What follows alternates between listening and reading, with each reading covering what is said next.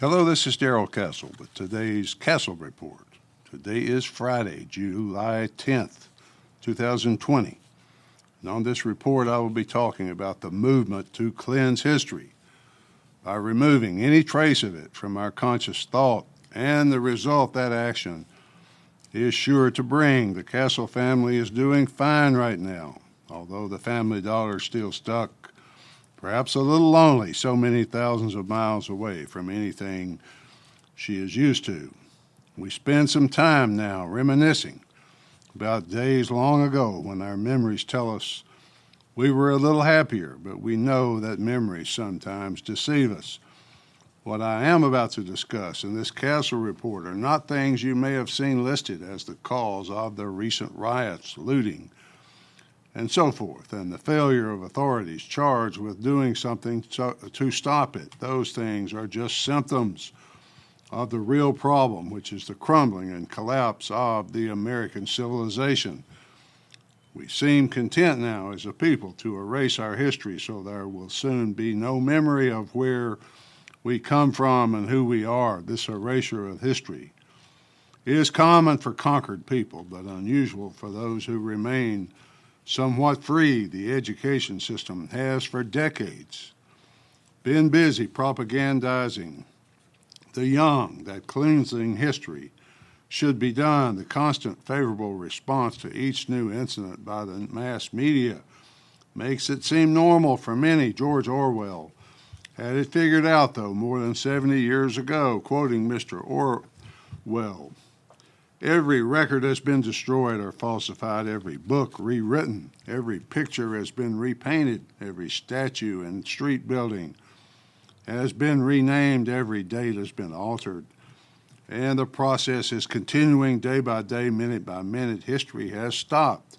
Nothing exists now except an endless present in which the party is always right, end quote. It's a little reminiscent of the burning of the library at Alexandria, Egypt, by Julius Caesar in 48 BC. That library supposedly contained the only collection of the world's knowledge to that date. What survived was recopied by mostly Irish monks laboring in monasteries to reproduce the books by hand. People want to be virtuous now. They want to be good by cleansing the world of what they consider to be bad. But the do-gooders who strive to save the world are usually trying to concoct a way to control it. People are waking up about this, growing tired of what is happening to them, though. That's at least a glimmer of hope. The players in this drama are being sorted out right now, right in front of the eyes of the whole world. This is the fourth turning. The fourth turning in which people grow suspicious of government and turn to open defiance or just ignoring it. Nations have life cycles which rise and fall over the centuries. Lord Byron told us about that long ago. In the late 18th and early 19th centuries, he was an English romantic poet. Born in 1788, he died in 1824, so he lived 36 years in that time. He traveled around Europe and spent 7 years in Italy. He fought in the Greek War of Independence against the Ottoman Empire. During his travels, he wrote poetry, but also wrote his theories on the life and death of nations. Lord Byron said that nations have life cycles like people. First, they find freedom, then glory, then wealth, then vice, then corruption, then finally barbarism. I add my own theories to Lord Byron's by speculating that nations build monuments and honor their heroes during the glory years. During vice and corruption, they're too into themselves to care what happens. They don't care about anything, but when they start to tear down the monuments, they're headed toward the final barbarism.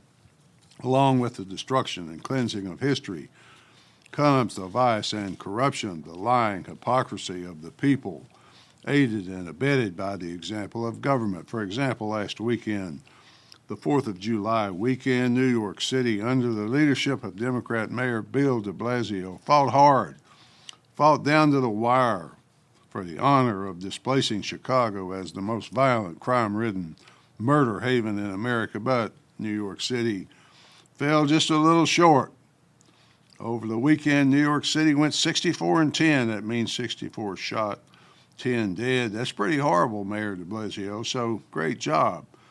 But not as great as Democrat Mayor Lori Lightfoot in Chicago, which went 87-17. That's 87 people shot, 17 dead in one weekend. So for the mayors to say Black Lives Matter, that might be just a little bit hypocritical. The more police funding is cut, the more the police are expected to do to clean up the messes caused by the politicians. The other example I can think of, what rings out loudly if we still hear it, is the arrest of Ghislaine Maxwell. You probably recall that she was the pimp, the madam, confidant, procurer, however you want to say it, for serial pedophile Jeffrey Epstein. Miss Maxwell, or G-Max as she referred to herself, apparently has the goods in her head and on video of many people from British royalty to Hollywood royalty, everything in between.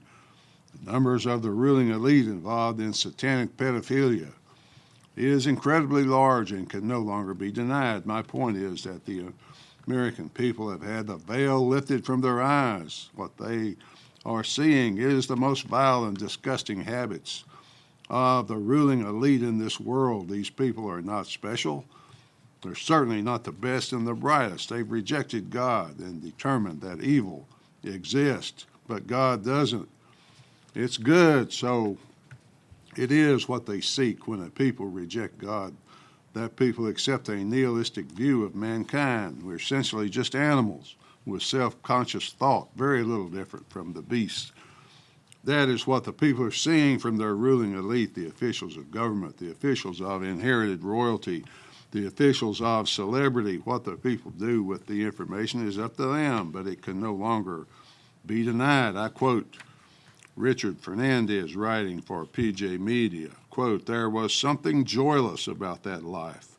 Despite its veneer of trendy causes, intellectual advancement, there seemed more happiness and hope in an African hut than in their deceit-ridden palaces. If that was the view from the top, then it was the view from hell. Cynicism on this scale is hard to hide from the public. What they glimpsed dismayed. The elite seemed convinced there was no God, no workers' paradise, no balm in Gilead, no justice on earth. But as to the devil, he most definitely existed," end quote.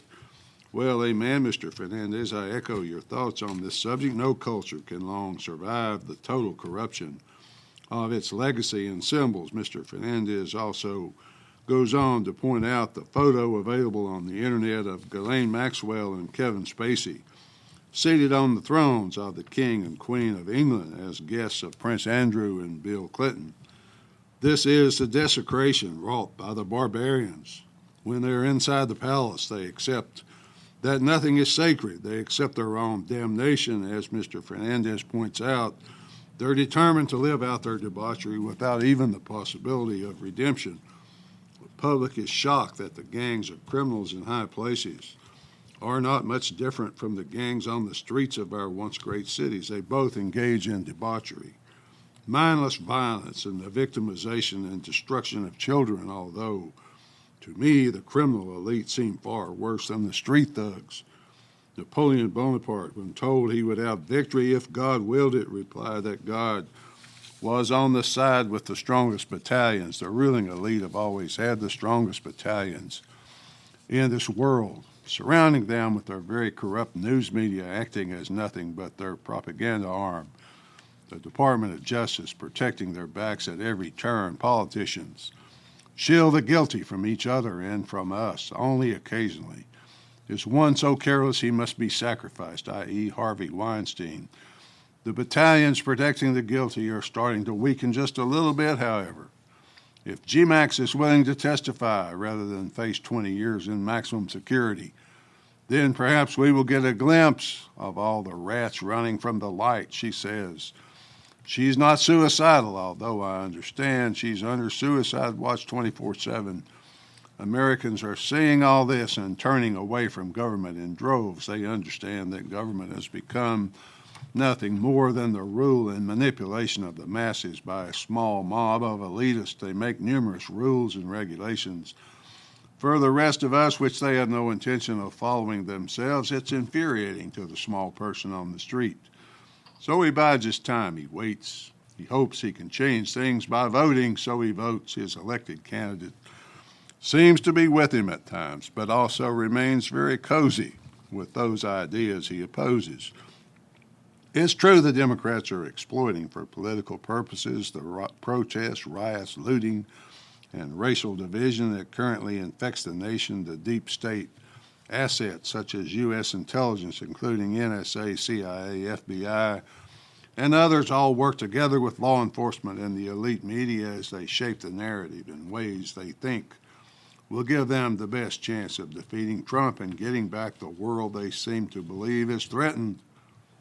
Struggle is about power. Power is about money. Who gets to control the feeding trough? Now and in the future, the one who has the Federal Reserve's unlimited bank at his disposal controls everything. The history of man in America is one of racial struggle against oppression. At least that is what Democrats want us to believe. I submit that the real argument is actually about what the Democrats are all in on right now, and that is the theory that if they can just racialize society into hostile camps, they can grab and hold permanent power. If they have permanent power, they can disperse money to anyone they want to buy, at least until the whole thing collapses. After the collapse, I suppose, they will just rule the rubble.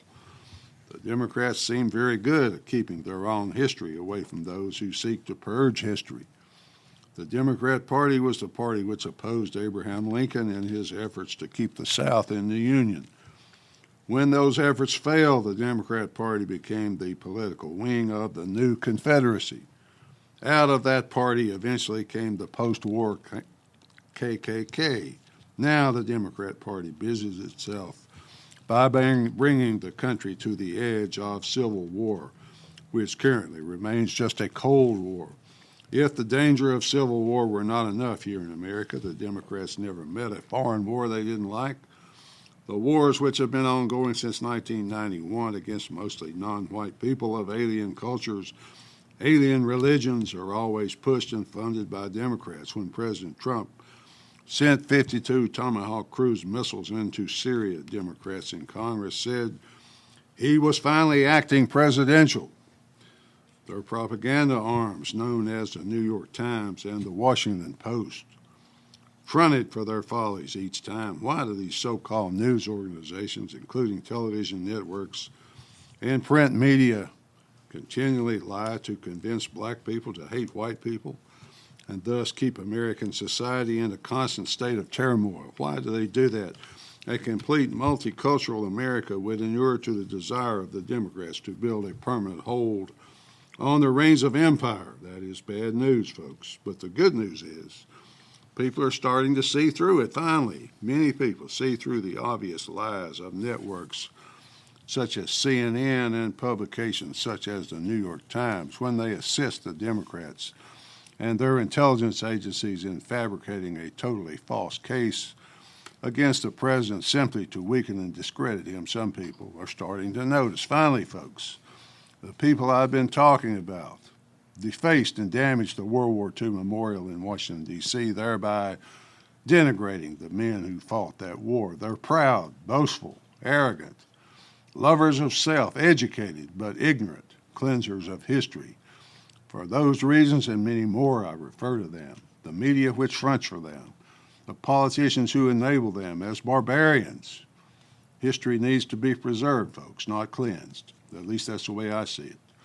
Till next time, this is Darrell Castle. Thanks for listening.